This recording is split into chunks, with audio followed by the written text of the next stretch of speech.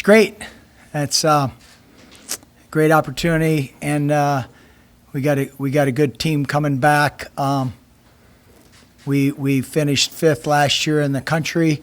We had 5 All-Americans, and we got 3 of those guys coming back, and so if they overcome the head coach, they'll be all right.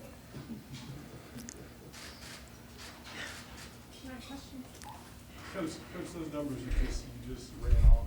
Yeah. Do you feel they're undervalued?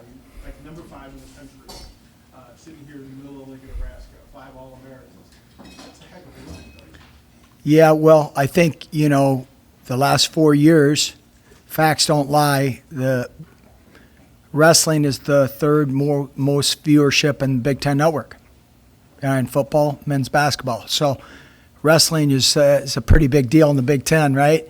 So it's a pretty big deal to us. So, I think we put out a good product. We got great culture.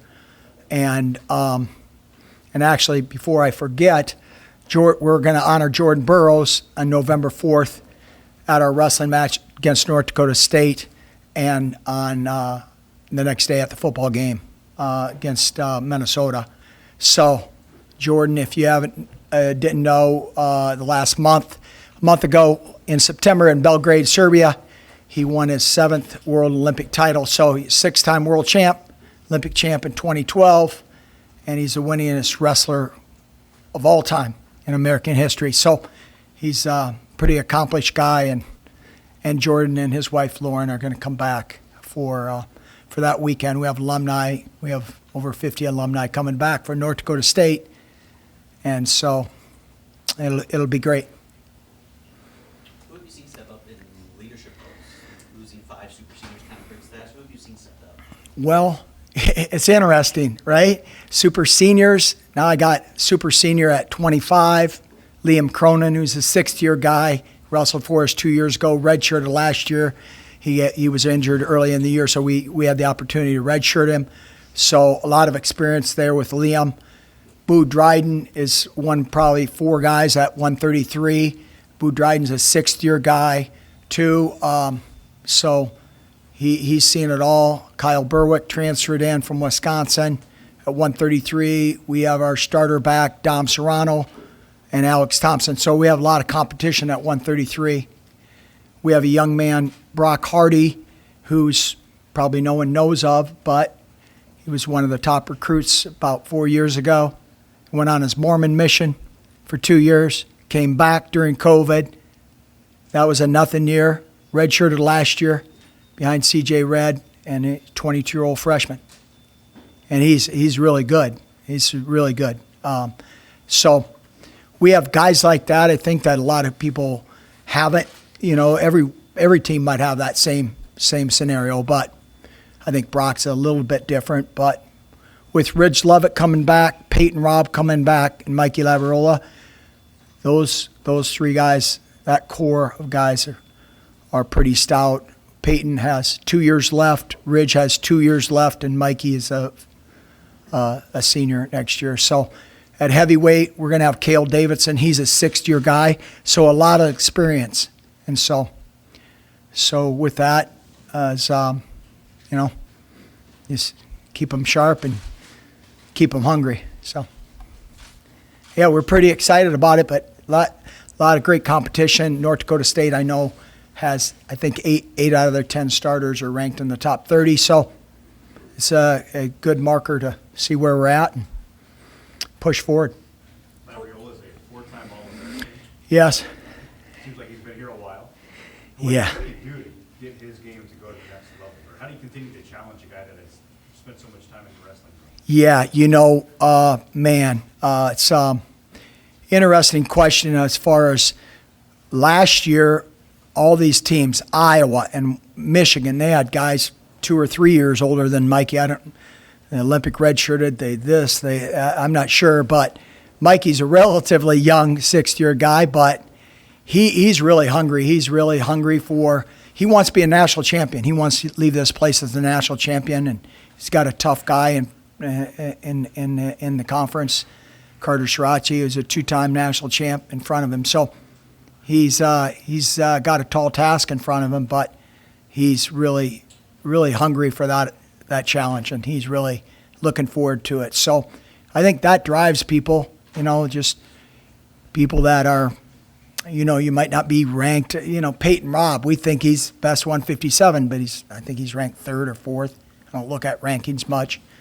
So it's in wrestling, you decide on the mat. So, you could be ranked ninth in the country and win a national title. So,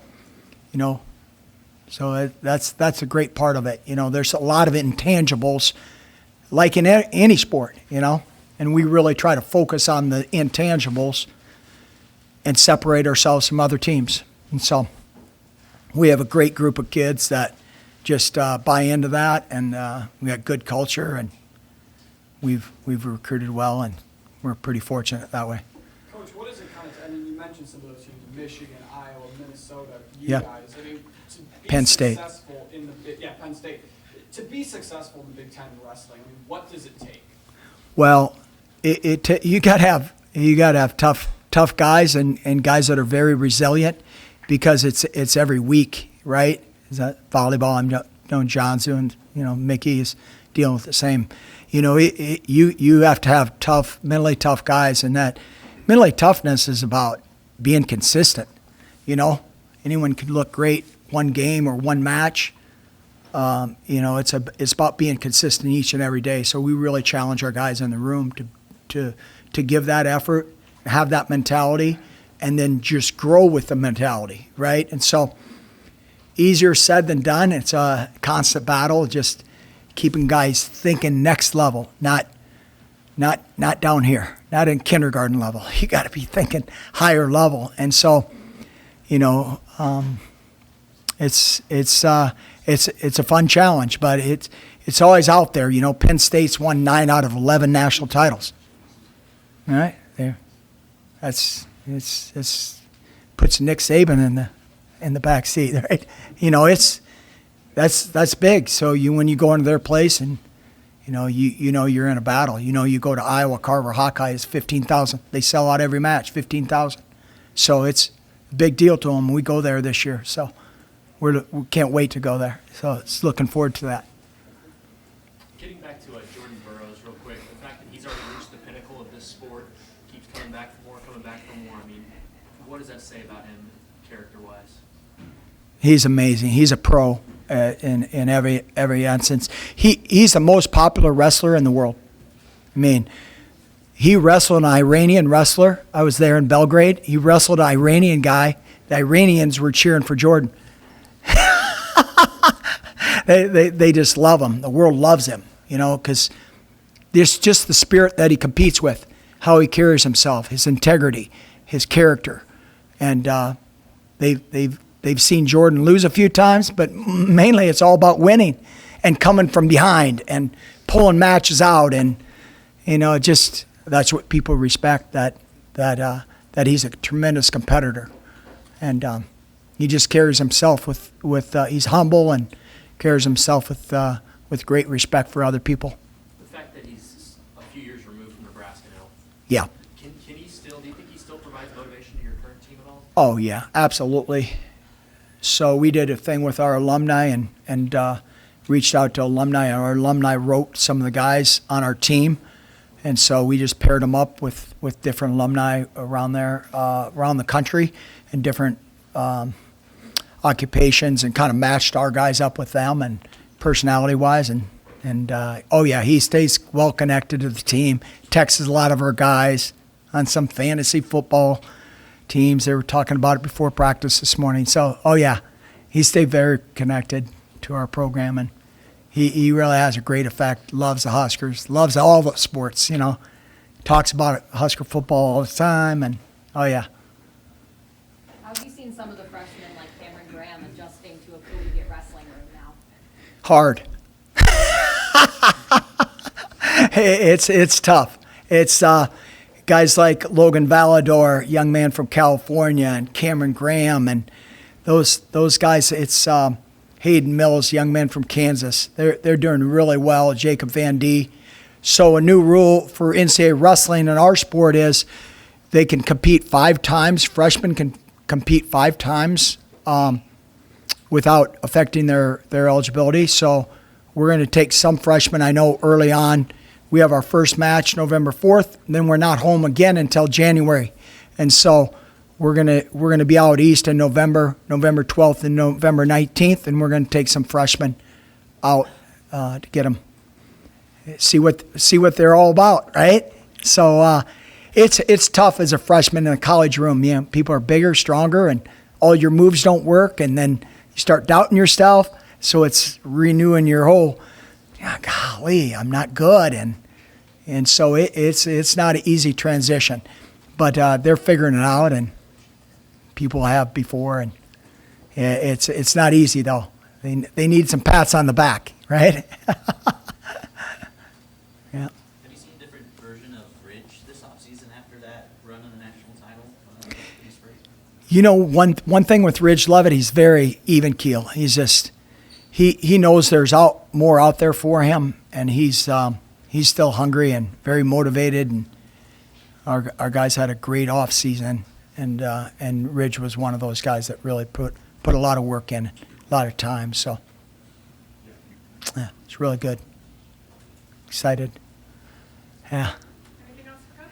What are you hoping to see from Antrell this year? Antrell Taylor, man, another guy who's really figuring out lately, the last 2 weeks. Millard South product. He's going to be good, man. He's going to be really good. He's special, just from the standpoint. He'll be one of those guys that travels with us in November, and just get him experience on the big stage, and see what it's all about. And he's doing really well in the room. He's got tough guys around him, Ridge. He's got Peyton Robb to wrestle with every day, and Bubba Wilson, the weight above him, and so he's answered the call. When you get your hiney kicked, you gotta dust yourself off, and Antrell has that quality. He gets back up and he's fighting, so it's really good. You never know. I'm sure it is in every sport. You never know. You hope, you guess, but recruiting's not a scientific perfect deal, as you guys know. All right, thanks, Coach. Yeah, thanks. Thank you.